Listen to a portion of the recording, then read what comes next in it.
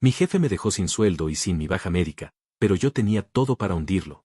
Trabajé con ese hombre durante 7 años de viajes, jornadas eternas y confianza total. Por eso cuando me traicionó no solo me quitó dinero, me arrancó la única cosa que todavía le daba valor a esa relación, la lealtad, y lo peor es que lo hizo cuando yo menos podía defenderme, convencido de que me iba a quedar callado. Yo había llegado a ese oficio después de una racha de trabajos mediocres y mala suerte, entré buscando estabilidad y la encontré con él, al menos al principio, porque durante mucho tiempo fue de esos jefes que te hacen pensar que aún existe gente seria, pagaba puntual, respondía cuando había problemas y nunca nos soltaba la mano frente a un cliente. Por eso aguanté tanto, porque no empecé trabajando para un desconocido, empecé trabajando para alguien que se había ganado mi respeto, viajábamos por toda Europa haciendo soldadura de campo, dormíamos poco, trabajábamos mucho y el equipo parecía una familia rara pero funcional, de esas que no se eligen pero terminan importando igual.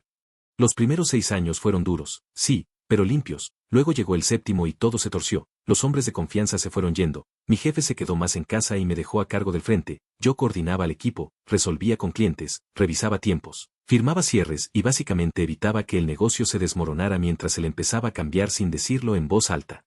La diferencia se notó rápido, los nuevos ya no eran gente comprometida sino parches, personas que solo querían sacar dinero rápido y largarse, empecé a cubrir errores ajenos, a resolver conflictos fuera del trabajo y a cargar con vergüenzas que ni siquiera me correspondían, mientras tanto los pagos comenzaron a retrasarse, los gastos de viaje dejaron de reembolsarse y los números dejaron de cuadrar como antes.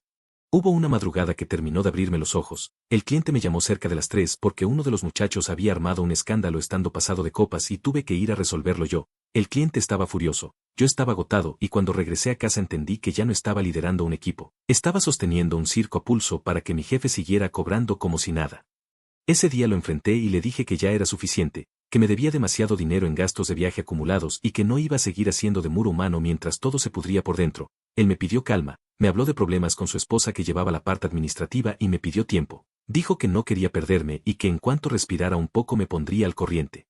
Yo todavía confiaba en el historial, no en sus palabras, así que acepté una sola condición, que me entregara al menos la mitad de lo que me debía en una fecha concreta de septiembre, porque yo ya tenía compromisos pendientes y no podía seguir financiando su desorden con mi bolsillo. Él dijo que no habría problema, que lo tenía contemplado y que podía quedarme tranquilo. No debí creerle, incluso trabajando local con el salario más bajo seguía pagándome tarde, y cuando lo encaré a inicios de septiembre volvió a jurarme que el dinero estaba listo, me lo dijo mirándome a la cara con una sonrisa tan falsa que hasta a mí me sorprendió no haber reaccionado peor. Esa misma tarde entendí que estaba ganando tiempo y que probablemente pensaba desaparecer justo cuando tocara pagar. Ese mismo fin de semana me escribió diciendo que iba a salir al extranjero para buscar nuevos clientes y reactivar la parte fuerte del negocio, y ahí ya no me quedó ninguna duda, no estaba organizando trabajo, estaba organizando cómo esquivarme, decidió que después de 7 años yo merecía una mentira elegante y una puerta cerrada, y yo decidí que si el dinero no aparecía en la fecha pactada, mi siguiente movimiento no iba a ser amable. Pero la vida quiso ensuciarlo todo todavía más. Una semana antes de esa fecha me resbalé en una rampa trabajando y me destrocé el tobillo. No fue un golpe menor ni un susto breve, fue cirugía de emergencia, hospital y meses sin poder apoyar bien el pie. Pasé de estar haciendo el trabajo de 3 personas a quedar inmóvil de un día para otro, justo cuando más necesitaba que al menos cumpliera con lo mínimo. ¿Y qué hizo él con esa oportunidad perfecta para demostrar decencia después de tantos años? Desaparecer. No llegó el dinero prometido, tampoco llegó el sueldo de ese mes, y mientras yo seguía en una cama viendo cómo mis ahorros se iban en gastos que no podía posponer, todavía me repetían que no me preocupara porque al menos cobraría el subsidio por incapacidad que correspondía por ley.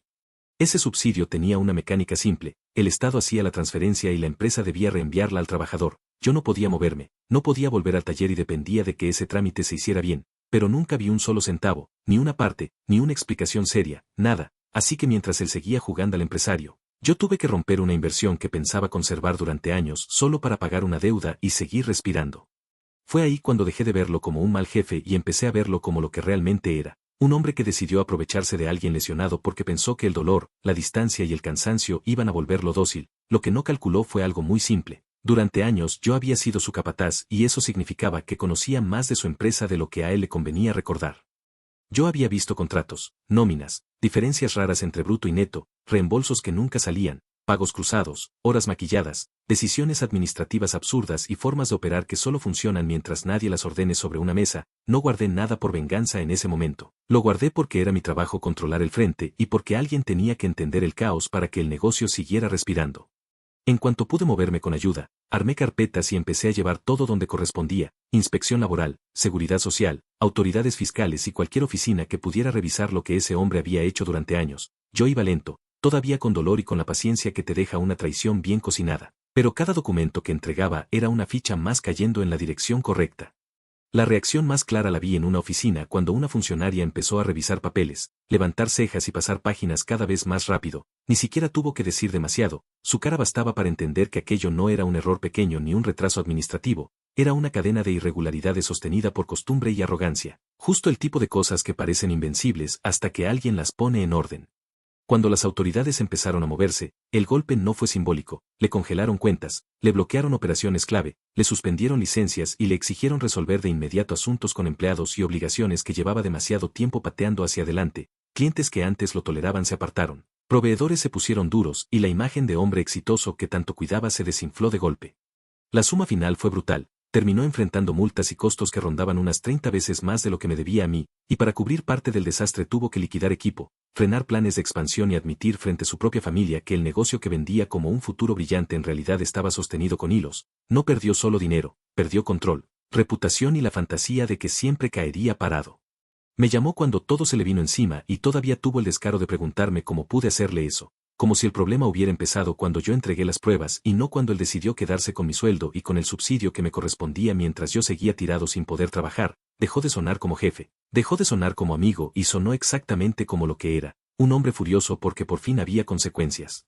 Yo le respondí una sola vez y sin gritar, le recordé los 7 años, le recordé la fecha en que prometió pagar, le recordé el hospital, el silencio y el dinero que desapareció. Después le dije que cualquier cosa la hablara por vías legales y le colgué, porque cuando alguien te falla así no vale la pena regalarle ni rabia ni drama, alcanza con dejarlo solo frente al desastre que él mismo construyó.